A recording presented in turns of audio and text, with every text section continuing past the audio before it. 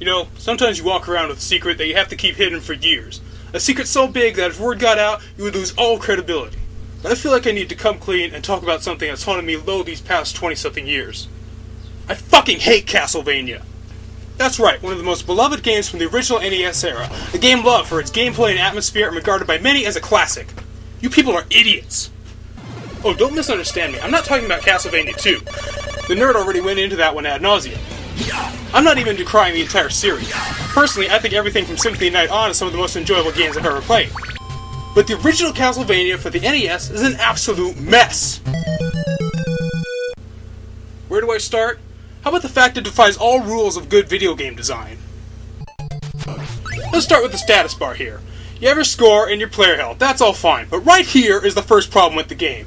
The giant-ass enemy health meter that takes up just as much space as yours. Why do we have to know that the entire time we're playing the level? It's not like it changes when you're fighting a regular enemy like in Streets of Rage or River City Ransom.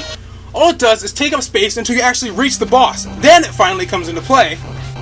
It's distracting as hell. If you take a split second to look away from the screen to check your health, the first thing you see is a giant-ass orange meter that's completely full. Is that my health? No, that's the end boss's health. My health is right above it, and oh, son of a bitch! We know there's a boss at the end of the level, why do they have to remind us of that every time we look at our health? Hell, why stop there? Why not give us the health of every boss we're gonna face along the way? Yeah, that's a great fucking status bar.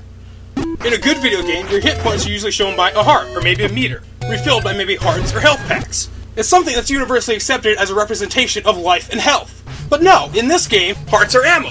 What the fuck? Now a lot of you probably take that for granted, having grown up with the game just like I did.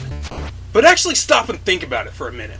Why did the creators decide to do this? Why couldn't it just be gems or crystals, or even some nondescript icon that has some sort of mystical power?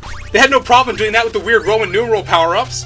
Why do you have to cut the hearts out of enemies and use them to power your own weapons? That's disgusting! I thought Dracula was the bad guy here! How come the main character has to use a whip anyway?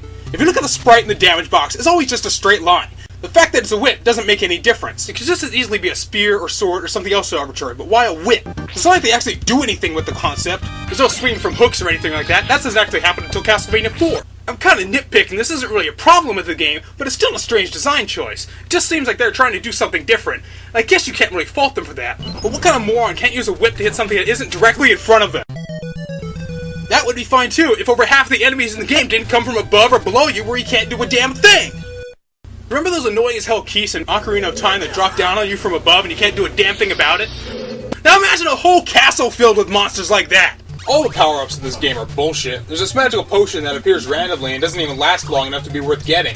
Most of the time you'll get it by complete accident, and by the time you realize it, it's already almost gone.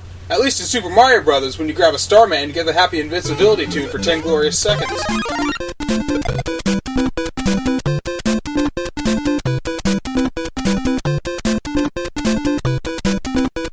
There's also this rosary that you get that kills everything on the screen.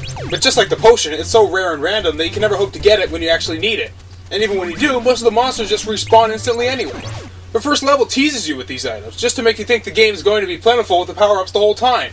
But even when you get it, it's not even worth it.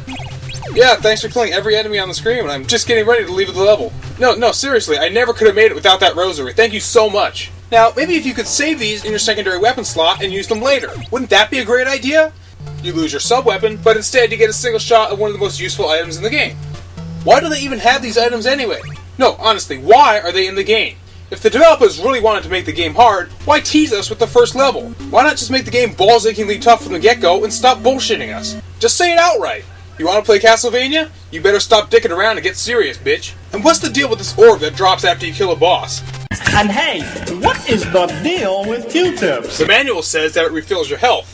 But why even bother? It's the end of the level. Or fuck that. Castlevania's supposed to be hard, right? Never refill your health. Pork chops only. Final destination. Even the pork chops are fucking useless. They're always hidden in walls somewhere, never out in the open, and they only restore like a third of your health. A single hit from an enemy will knock you down pretty much right back where you started. But enough dicking around. Let's get into the main reason I hate this game. The fucking controls. I'm sure you know exactly what I'm talking about. Every time you get hit by anything, and I do mean anything, you fly back like 5 fucking feet, invariably into a pit. Like most Nintendo games, these are instant death pits. You're fucking screwed, even when it makes no logical sense. Look here, I just came from the floor below. But falling down doesn't send you back to the previous screen, it kills you! How the fuck does that even work? Jumping is stiff and awkward, and you can't change your direction mid-air, which I guess is supposed to be realistic, but if you're trying to be realistic, how come you're able to phase through solid fucking matter?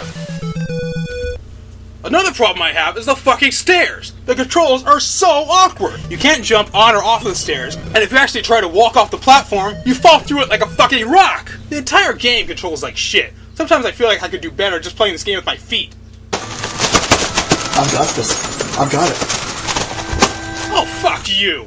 As annoying as the platforming is, the bosses are incredibly easy as long as you have the holy water. Which I suppose makes sense, these are creatures of the darkness after all. Once you start pelting them with it, there's nothing they can do until they're dead. Mummies, Frankenstein's monster, Death himself. Even Dracula's second form goes down faster than my sister after 4 shots of Jaeger. But don't you find the holy water inside Dracula's castle? What sense does that make? That would be like Superman keeping kryptonite inside the light fixtures of the Fortress of Solitude. I have nothing wrong with hard games. Spelunky is one of my favorite games for the PC, and that's notoriously difficult, but it's also fair. When the difficulty of a game comes purely from the limitations of your character, then there's a fucking problem. How would you like to play Pong when you're forbidden from moving all the way to the edges of the screen? Sure, it'll be hard, but it's also completely unfair!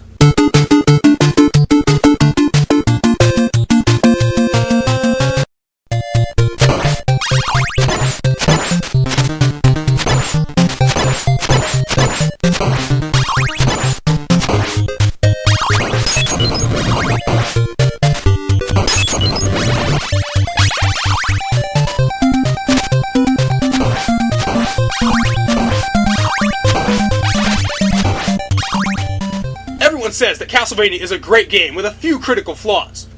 I say that if it were truly a great game, it wouldn't have had any of those flaws to begin with. And that's why I hate Castlevania.